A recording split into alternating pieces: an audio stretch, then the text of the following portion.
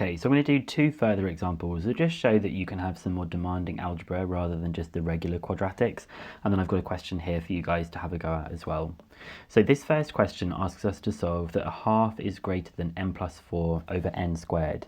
So it's definitely not looking in the standard form that we have here. Now, in order to make it the standard form, I want to kind of get rid of this dividing by n squared. And interestingly, you have to be careful about when you multiply by things with inequalities, because I hope you remember that if you multiply or divide an inequality by a negative number, then the inequality will switch from being this way round to the opposite way round. And we're actually quite lucky because here, multiplying by n squared, we are guaranteeing that we are not multiplying by a negative number. And I'm wondering if you can think why we know it won't be a negative number.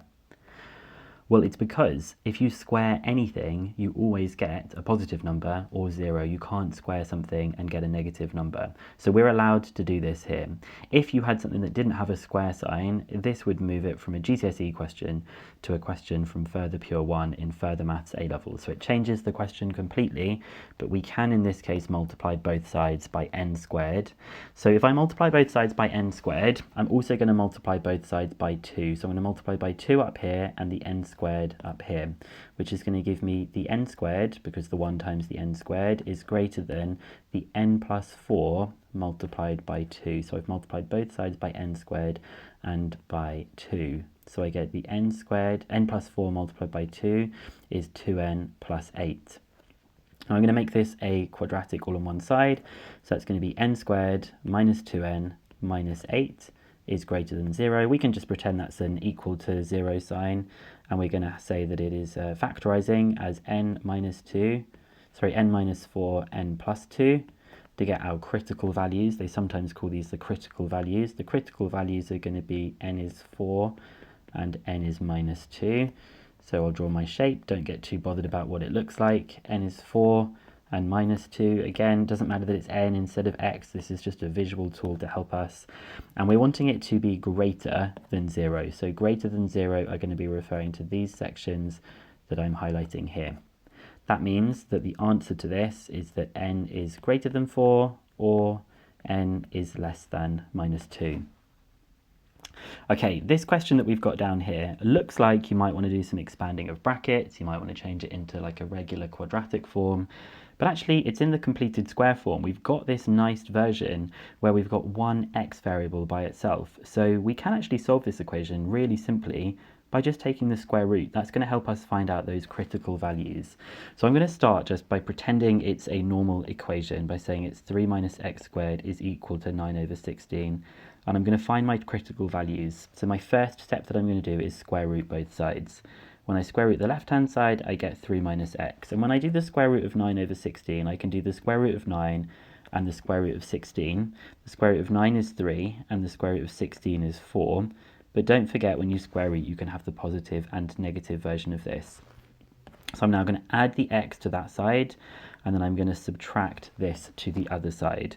So I'm going to have 3. It's going to be minus plus 3 over 4, but it's really the same thing. One of them is going to be a negative and one is going to be a positive, is equal to x. Now, if you found that bit a bit tricky, I've added x to that side and I've subtracted the plus or minus 3 over 4, so it's become a minus plus 3 over 4.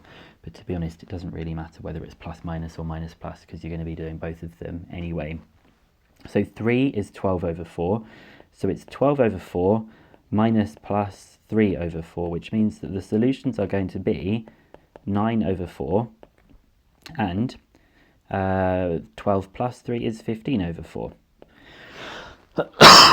So when we draw the graph, we can see that the key values are going to be 9 over 4 and 15 over 4. That's terribly drawn.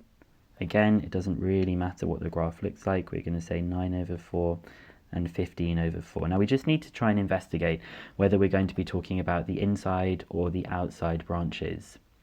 If you think about what this will expand to, and we're not going to do the full expansion, but when you do this expansion, I'm hoping you would spot that it would actually have a positive x squared. It's going to have a positive x squared when this part happens.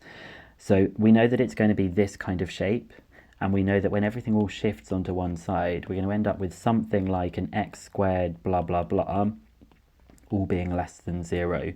So this is roughly the thing that we're going to be looking at. This is going to be a positive x squared because it's a negative times a negative. Everything all shifting to the left.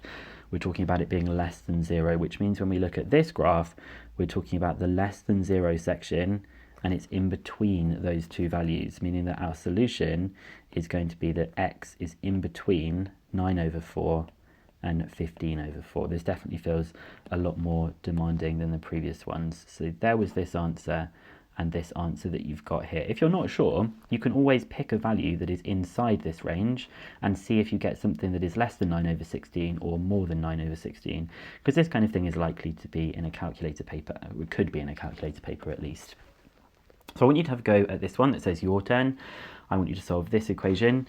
It's kind of similar to this one that we've got down here, so I don't want to see you expanding the brackets. Instead, just try and go ahead and solve it like an equation like we did down here. So pause the video and have a go, and I'm going to try this one in just a moment.